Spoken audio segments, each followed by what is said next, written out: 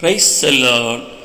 ஆகையால் உயரும் வானத்திலும் தாழ் பூமியிலும் கர்த்தரே தேவன், அவரை தவிர ஒருவரும் இல்லை என்பதை நீ இந்நாளில் அறிந்து உன் மனதிலே சிந்தித்துக்கொள் என்று சொல்லி உபாகமம் 4:39 தன் ஜனத்தோடு பேசுகிறதை நாம் வாசிக்கிறோம்.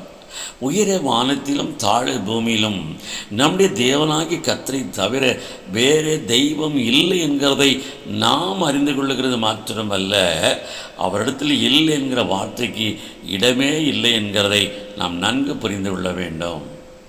எனவே ஏசாயா 43 18, 19, 20 வசனங்களில் இவ்விதமாக அவர் பேசுகிறார். முந்தினவளை நினைக்க வேண்டாம், பூர்வமானலை சிந்திக்க வேண்டாம். இல்லாமை என்கிற நிலைமை நீ சிந்தித்து கொண்டிராமல், இதோ வனாந்தரத்திலே வழியையும் அவாந்திர வெளியிலே ஆறுகளையும் உண்டாக்குவேன்.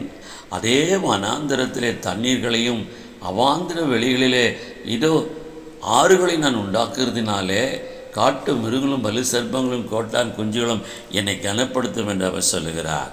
எனவே நம் நிமித்தம் பறவைகளும் விலங்குகளும் ஆசீர்வதிக்கப்படும் என்று சொன்னால், நாம் இல்லை என்ற நிலைமையை இல்லாமையாக மாற்றிக்கொள்ளுகிறதற்கு அதே ஆண்டவர் சொல்லுகிறார் 22ஆம் வசனத்தில், யாக்கோபே நீ என்னை நோக்க கூப்பிடவில்லை, இஸ்ரவேலே நீ என்னை குறித்து மனம் சலித்து போனாய் என்று சொல்லி. எனவே அன்பார்ந்தவர்களே, நாம் சோர்ந்து போகாமல் சலித்து போகாமல் இல்லாமல் என்ற நிலைமை நம்மை நெருங்கும் போது நாம் தேவனை நோக்கி அபயமிடும் என்று சொன்னால், அவன் நம்முடைய சத்தத்தை கேட்டு நம்மை விடுவித்து இல்லாமல் என்கிறது நம்மை மேற்கொள்ளாதபடிக்கு நம்மை பாதுகாத்து சம்பூர்ணமாய் நம்மை ஆசீர்வதித்து நடத்துவார். ஆமென்.